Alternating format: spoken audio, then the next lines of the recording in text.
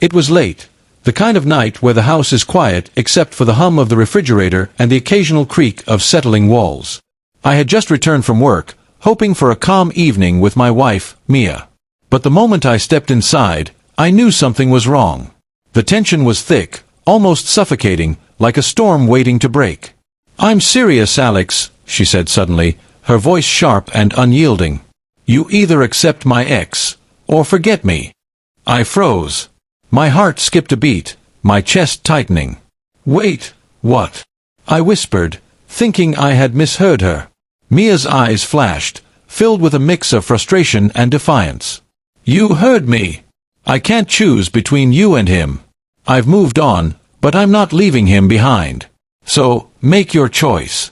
I looked at her, disbelief mixing with hurt. How could she even ask me this?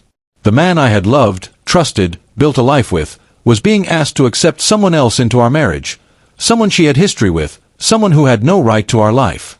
The audacity of it, the casual cruelty, cut deeper than any fight we'd ever had. I stayed silent for a moment, letting her words sink in. The room felt smaller, heavier. My mind raced. Every memory, every promise, every late-night conversation we had shared flashed before me. And in that instant, I realized something vital. Love isn't supposed to come with ultimatums like this. Love isn't supposed to make you choose between your dignity and your heart. Finally, I spoke. Calmly. Evenly. "Easy choice," I said. Her face contorted in shock, disbelief, anger. "What do you mean, easy choice? You can't just..." I held up my hand, stopping her mid-rant. "I mean exactly what I said. I'm done. I can't live in a marriage where I'm competing with someone else, especially someone from your past. This isn't love. This is some twisted test I didn't sign up for." Her voice rose, pleading, accusing. "Alex, you're overreacting. You're being ridiculous. You don't understand." "I understand perfectly," I replied. My voice was steady, measured, each word deliberate. "I understand that the person I married isn't the person in front of me right now.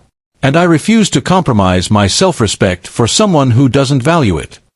The silence that followed was almost deafening. She opened her mouth, trying to argue, to convince me, to make me stay. But I had already made my decision. I didn't need a fight. I didn't need drama.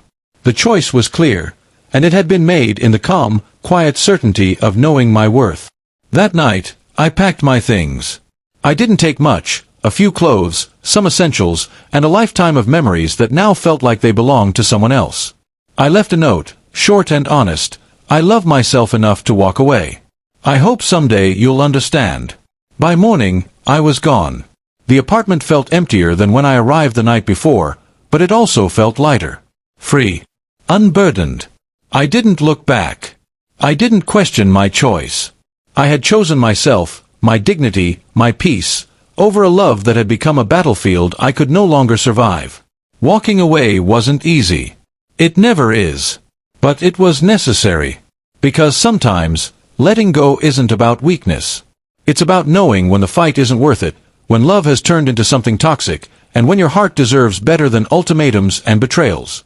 That morning, I walked into a new life, one where I didn't have to compete for love that wasn't mine, where I could reclaim my peace, and where I finally understood that the easiest choice is often the one that saves you.